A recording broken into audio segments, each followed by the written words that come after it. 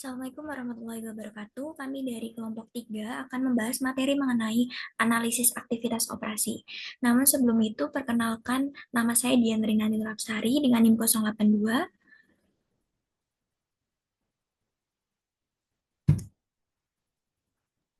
Nama saya Deva Visatria Putra dengan NIM 084. Nama saya Lareta Putri dengan NIM 076.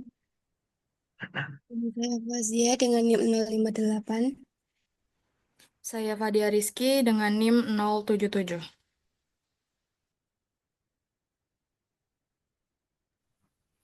Baik, adapun submateri yang akan kita bahas pada kali ini, yang pertama ada mengenai analisis aktivitas operasi, kemudian mengenai konsep dan pengukuran laba, yang ketiga ada materi mengenai pos tidak berulang, yang keempat ada imbalan pasca kerja, dan yang terakhir ada beban bunga dan pajak penghasilan. Baik, selanjutnya akan dijelaskan oleh rekan saya.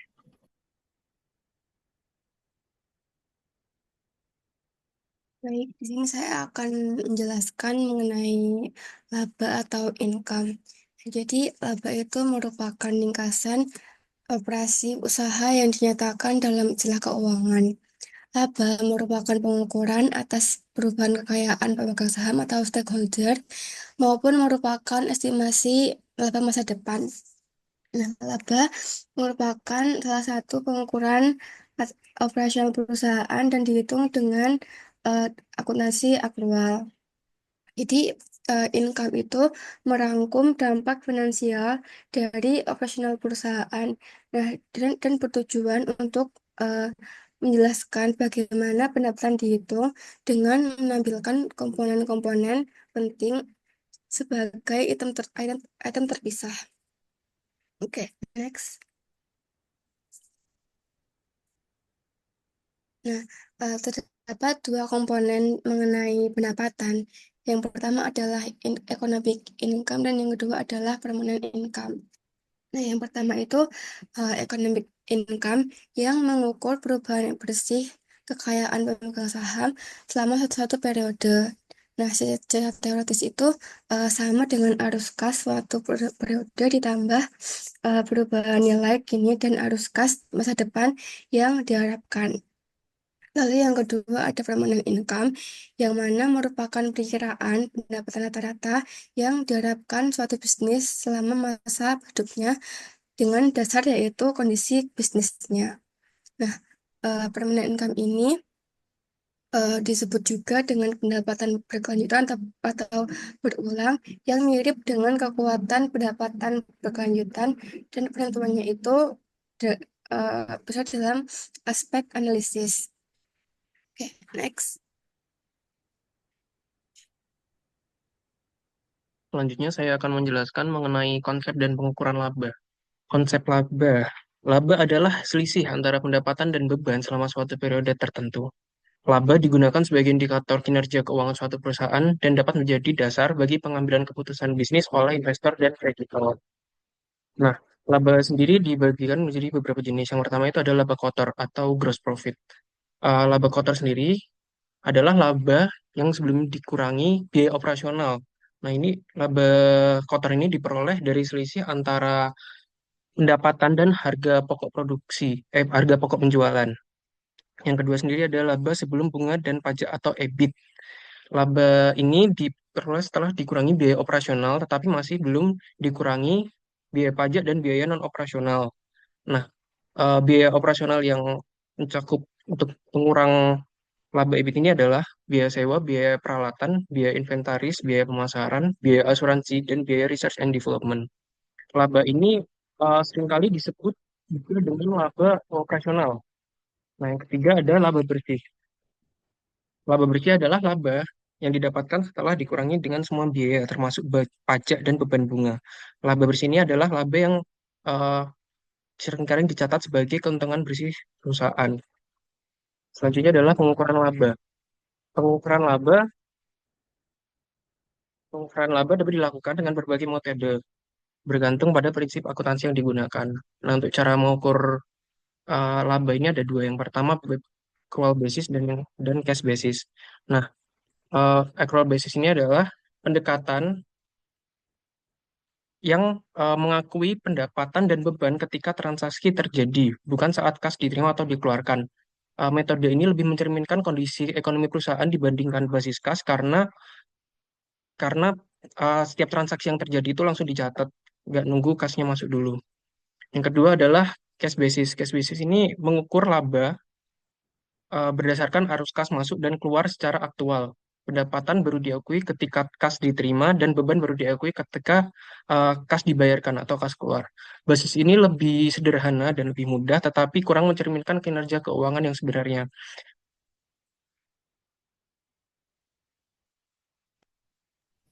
Baik, yang selanjutnya ada mengenai pos-pos luar biasa. Yang pertama ada pos luar biasa. Nah, pos luar biasa itu adalah kejadian atau transaksi yang jarang terjadi dan tidak biasa dalam operasional perusahaan. Salah satu contoh yang sering kita temui adalah keuntungan atau kerugian dari pelunasan awal utang. Nah, sebuah transaksi bisa dikategorikan sebagai pos luar biasa jika memenuhi dua kriteria utama. Yang pertama, tidak biasa, jadi kejadian ini tidak berkaitan dengan aktivitas normal perusahaan. Dan yang kedua, jarang terjadi. Jadi tidak diharapkan akan terjadi dalam waktu dekat. Nah, dalam laporan keuangan, pos luar biasa dilaporkan secara terpisah, yaitu setelah pajak dan berada di bawah laba usaha. Jika suatu transaksi hanya memenuhi salah satu dari dua kriteria tersebut, maka tidak bisa dikategorikan sebagai pos luar biasa. Kemudian dari segi analisis, pos luar biasa ini bersifat tidak berulang. Oleh karena itu, pos ini biasanya dikeluarkan saat menghitung laba permanen atau dalam perbandingan antara periode dan antar perusahaan. Meskipun bisa terkait dengan operasi, pos luar biasa berbeda dari pendapatan atau beban operasional karena sifatnya yang tidak rutin. Kemudian yang kedua ada operasi yang dihentikan. Nah, operasi yang dihentikan ini terjadi saat perusahaan melepas divisi atau lini produk yang dapat diidentifikasi secara terpisah. Nah, dari sisi akuntansi sendiri, operasi yang dihentikan harus dipisahkan dengan jelas dari operasi atau kegiatan operasi utama perusahaan. Yang pertama ada laporan laba rugi tahun berjalan dan 2 tahun sebelumnya juga perlu disesuaikan untuk mengeluarkan dampak dari penghentian tersebut. Selain itu, keuntungan atau kerugian akibat dari penghentian usaha dilaporkan secara terpisah setelah pajak agar tidak mengaburkan hasil operasi yang masih berjalan. Nah, secara umum, laba atau rugi yang terkait dengan operasi yang dihentikan ini dikelompokkan dalam dua kategori. Yang pertama, laba atau rugi dari operasi segmen yang dihentikan hingga tanggal resmi penghentian, dan yang kedua, laba atau rugi dari pelepasan termasuk selama periode transisi hingga proses penghentian benar-benar selesai. Kemudian dari sudut pandang analisis keuangan, penyesuaian ini penting agar laporan keuangan tetap mencerminkan kondisi perusahaan yang sebenarnya. Dengan menyajikan informasi secara terpisah, investor dan pemangku kepentingan dapat memahami dampak penghentian operasi terhadap kinerja perusahaan secara keseluruhan. Kemudian selanjutnya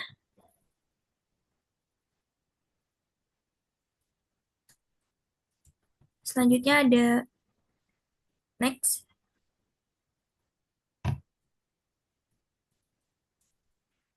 Ada perubahan akuntansi. Nah, perubahan akuntansi ini terjadi ketika perusahaan mengubah metode atau asumsi dalam laporan keuangan karena adanya standar baru, perubahan kondisi usaha, atau mungkin ada alasan strategis.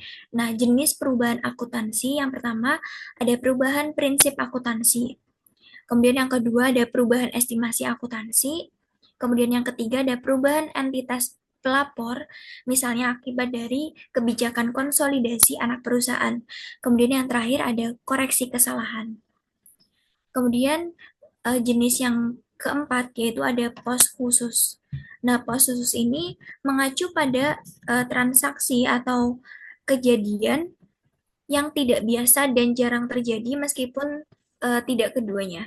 Salah satu contohnya adalah yang pertama ada penurunan nilai aktiva. Nah, penurunan nilai aktiva ini berbeda dengan restrukturisasi atau pelepasan segmen usaha. Pelepasan segmen diperlukan sebagai penghentian operasi, sedangkan penurunan nilai aktiva dicatat dalam pos khusus. Kemudian yang kedua ada beban restrukturisasi, yaitu terkait dengan perubahan besar dalam strategi perusahaan yang menimbulkan biaya seperti divestasi unit usaha, kemudian ada kompensasi karyawan yang diberhentikan, atau mungkin ada kerugian atas penghapusan aktiva. Yang terakhir ada analisis pos khusus. Baik, next.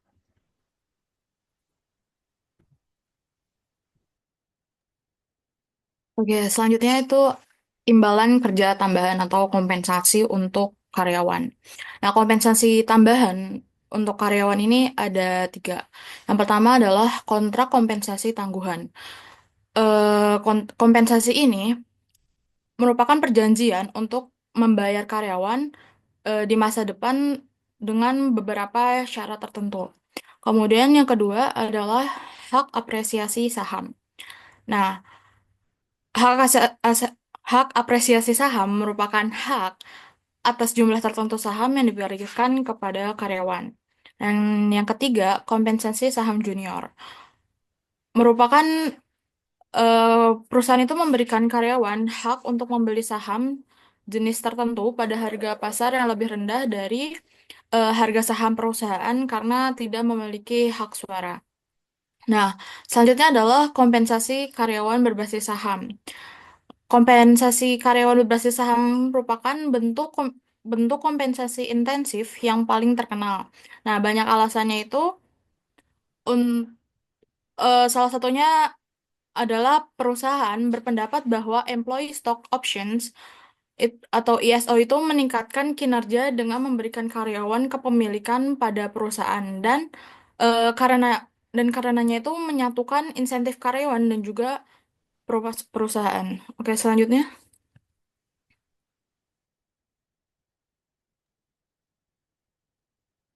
Materi selanjutnya yaitu beban bunga. Bunga itu adalah kompensasi untuk penggunaan uang. Bunga adalah kelebihan uang tunai yang dibayarkan atau dikumpulkan di luar uang prinsipal yang dipinjam atau dipinjamkan. Bunga ini ditentukan oleh beberapa faktor dan salah satu yang paling penting adalah risiko kredit dari peminjam. Beban bunga sendiri itu ditentukan oleh tingkat bunga, pokok, dan waktu. Next.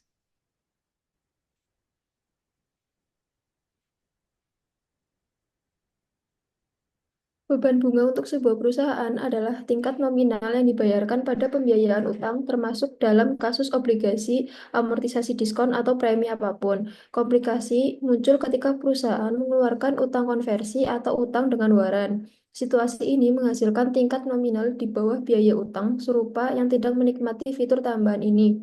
Biaya yang sesuai adalah untuk akun diskon utang yang diamortisasi selama masa penerbitan utang, meningkatkan biaya bunga efektif. Sedangkan kapitalisasi bunga diperlukan sebagai bagian dari biaya aset yang dibangun atau diproduksi untuk penggunaan perusahaannya sendiri. Tujuan kapitalisasi bunga adalah untuk mengukur secara lebih akurat biaya akuisisi aset dan amortisasi biaya akuisisi terhadap pendapatan yang dihasilkan oleh aset. Next.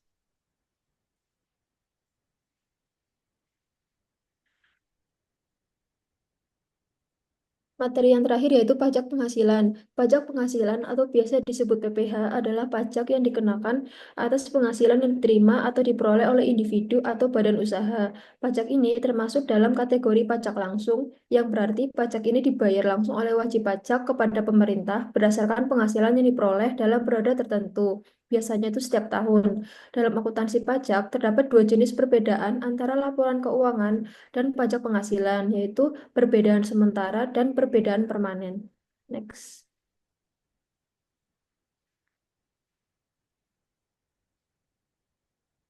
Untuk perbedaan sementara, perbedaan ini antara nilai tercatat aset nilai tercatat aset atau liabilitas di laporan keuangan dengan dasar pajak untuk tujuan perhitungan pajak yang akan timbul di masa depan. Perbedaan ini akan mengakibatkan pengakuan pajak yang ditangguhkan, baik itu pajak yang dibayar lebih dulu atau pajak yang masih harus dibayar. Contohnya ini ada depresiasi dan cadangan piutang.